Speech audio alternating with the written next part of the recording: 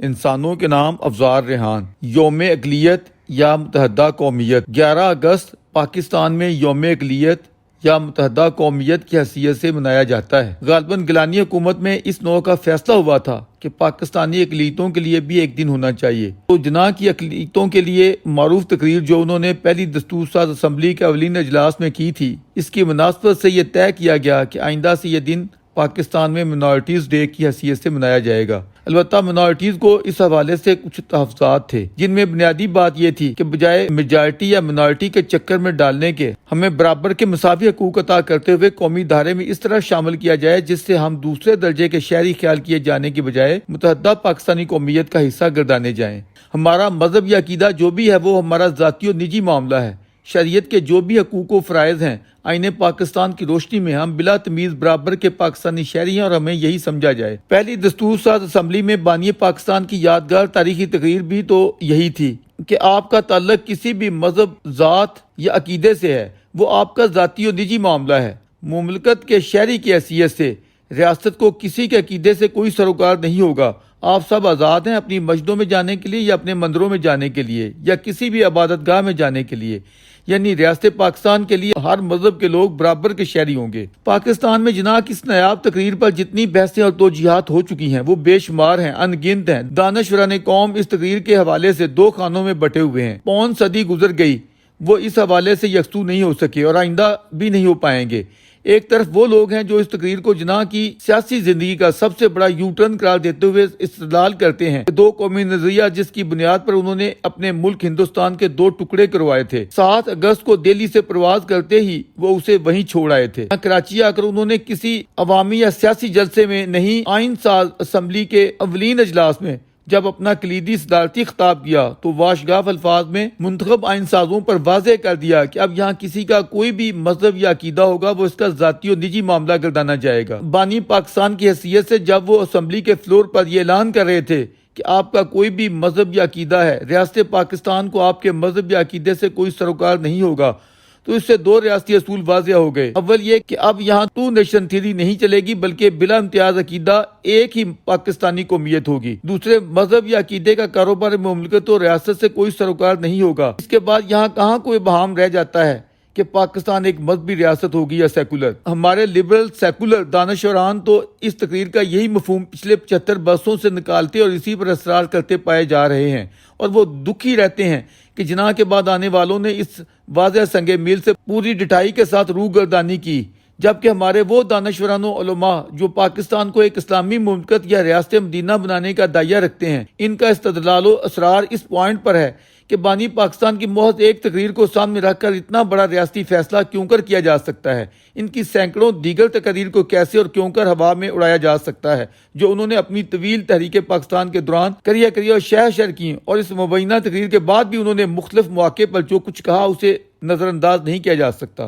اس امر میں کوئی اشتباہ نہیں کہ جناح نے اپنی ان گنت تقاریر میں اسلام اور اس کے اصولوں کو ریاست کے ساتھ اس طرح جوڑا کہ یہ ایک سیکولر نہیں اسلامی ریاست ہوگی۔ انہوں نے نہ صرف یہ کہ قرآن کو ریاست پاکستان کا دستور قرار دیا بلکہ نئی مملکت کو اسلام کی ایک ایسی تجربہ گاہ قرار دیا جس میں اسلامی تعلیمات کو بالفعل آزمایا جائے گا۔ ان دانشوران کا اصرار ہے کہ جناح میں منافقت نہیں تھی کہ وہ عوامی جلسوں میں کچھ کہیں اور اسمبلی اجلاس میں کچھ اور۔ انہی علماء کے اثر و رسوخ یا دباؤ پر جناح کے بعد ان کے جانشین لیاقت علی نے اسمبلی سے قرارداد مقاصد منظور کرواتے ہوئے مملکت کے آئین کی بنیاد علماء کے پیش کردہ 22 نکات پر رکھوائی، جبکہ اس درویش جیسے سیکولر دانشوران آج کے دن تک یہ رونا روتے چلے آ رہے ہیں کہ ریاست پاکستان کے آئین کی بنیاد دستور ساز اسمبلی کے پہلے اجلاس میں بانی پاکستان کے واضح اعلان یا عہد نامے پر استوار ہونی چاہیے۔ اب کہنے کو کہا جا سکتا ہے کہ جیسا تیسا دستور بن گیا ہے، قوم یا اس کے منتخب نمائندوں کو آئینی اصلاحات سے تو بظاہر کسی نے نہیں روک رکھا، لیکن معاملہ اتنا سادہ نہیں ہے۔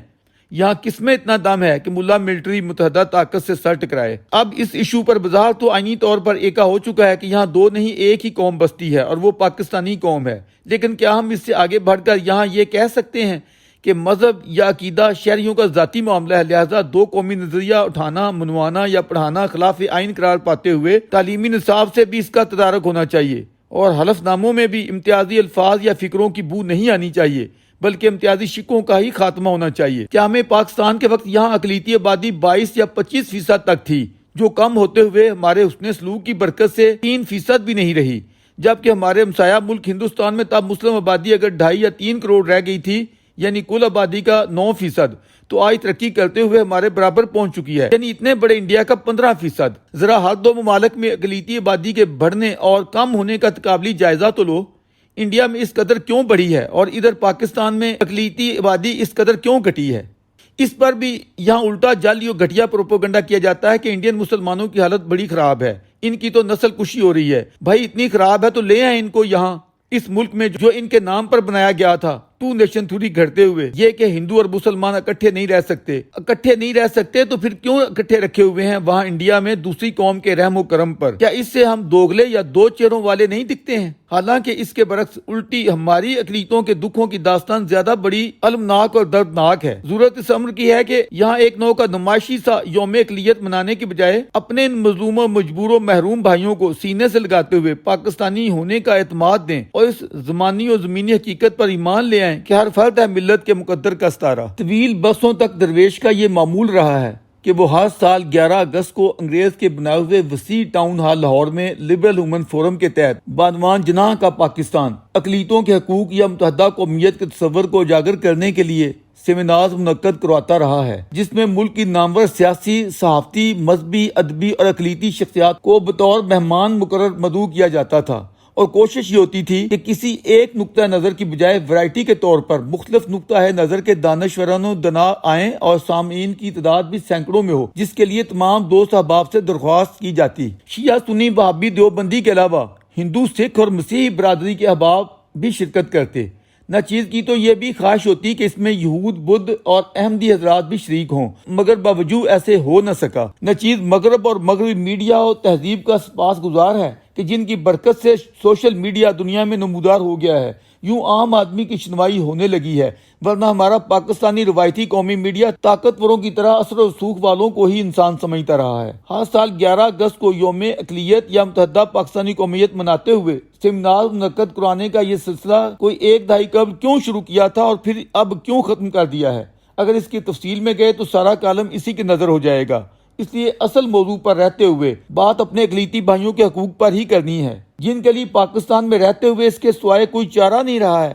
کہ وہ بانی پاکستان کی 11 اگست 1947 کو دستور ساز اسمبلی میں کی گئی اپنی نوعیت کی واحد و منفرد تقریر کا سہارا یا شیلٹر لیں۔ اس کے علاوہ ان بیچاروں، لچاروں، قسمت کے ماروں کے پاس کوئی راستہ، کوئی چارہ نہیں ہے۔ اس تقریر میں بانی پاکستان کے یہ الفاظ کہ آپ کا جو بھی عقیدہ ہے وہ آپ کا ذاتی معاملہ ہے، اس کا ریاست پاکستان یا اس کے امور و معاملات کے ساتھ کوئی تعلق نہیں ہوگا۔ یوں سمجھیے کہ جناح کے یہ الفاظ پاکستان میں اقلیتی بدنصیبوں کے لیے امرت دھارا یا ڈوبتے ہوئوں کو تنکے کا سہارا ہیں، کیونکہ اس تقریر یا ان الفاظ کے بعد اور تو اور خود جناح نے بھی پلٹ کر اپنے ان الفاظ کی طرف نہیں دیکھا اور نہ دوبارہ ایسی کوئی غلطی کی کہ مبادہ 2 نیشن تھیوری والے انہیں مختلف نو یو ٹرم جیسے تانے دے سکیں۔ ان کی کسی بھی تقریر پر ایسی بحثیں نہیں چھڑی جیسی اور جتنی اس 11 اگست والی تقریر پر۔ اسلامی لوگوں کو یوں محسوس ہوا کہ جیسے جناح نے خود ہی اپنے کیے پر پانی پھیر دیا۔ یہی وجہ ہے کہ مابعد اس مملکت بدنصیب میں بشمول قرار داد مقاصد جتنی بھی قوانین سازی ہوئی وہ اس اکلوتی تقریر کے برعکس ہوئی۔ درویش نے اپنے متذکرہ بالا سیمینار میں لاکھ ثابت کرنا چاہا کہ یہ سب کچھ میثاق مدینہ کی مطابقت میں نوزائیدہ مملکت کے لیے اٹل اور ابدی تھا، مگر بیشتر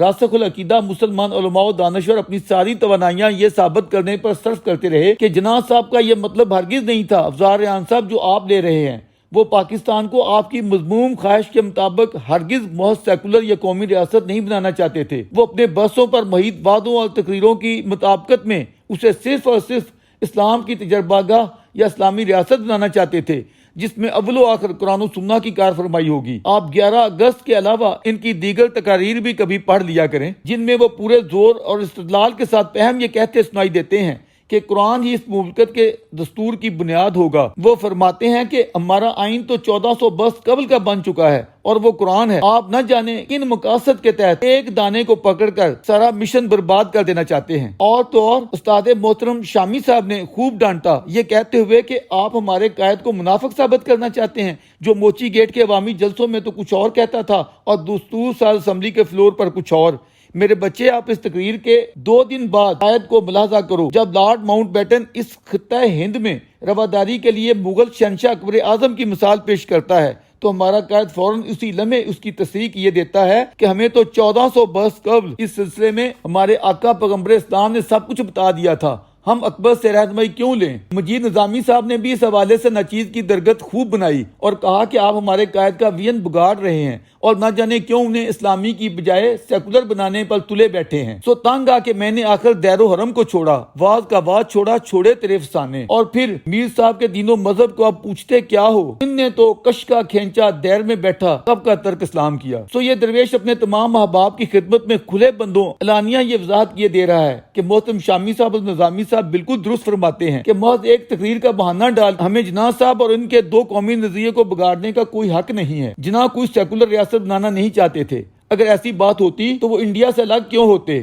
مہاتما گاندھی اور پنڈت نہرو کے ساتھ رہتے جنہوں نے سیکولر دستور پر پارٹیشن سے قبل ہی کام شروع کر دیا تھا۔ جناح اپنے سامنے 14 صدیاں قبل قائم ہونے والی اس اسلامی ریاست کا ماڈل رکھتے تھے جس کا پرچار ان دنوں جناح ثالث ہمارا کھلاڑی لیڈر ریاست مدینہ کے نام سے کرتا ہے۔ لیاقت علی نے جناح کے انہی آدرشوں پر قرارداد مقاصد منظور کروائی اور مابعد آنے والے لیڈران نے حسب توفیق اس ٹو نیشن تھیوری کی عظمتوں میں ہولی کے رنگ بھرے اور جاتے جاتے تازہ رنگ ناموس و تقدس صحابہ کے نام پر ہمارے ڈرامہ باز بلند پرواز شہباز نے بھی ثواب درین کے لیے بھر دیا ہے، اور آج الحمدللہ ہمارا ملک انہی ہستیوں کی وجہ سے اس مقام تک پہنچا ہے اور پوری دنیا میں جگمگا رہا ہے۔ رہ گئی اقلیتیں، وہ بیچاری 25 سے 3% رہ گئی ہیں۔ سو ان کے مسائل آئندہ کے لیے اٹھائے رکھتے ہیں کیونکہ وہ درویش سے یہ لکھنے کا تقاضا کرتے ہیں کہ ہم یہاں خود کو اقلیت کہلوانا نہیں چاہتے، اس کے ساتھ جو ہمیں تکلیفیں پہنچتی ہے اس کا آپ کو ادراک نہیں ہے، سو ہمیں متحدہ قومیت بنوانا یا بنانا ہے۔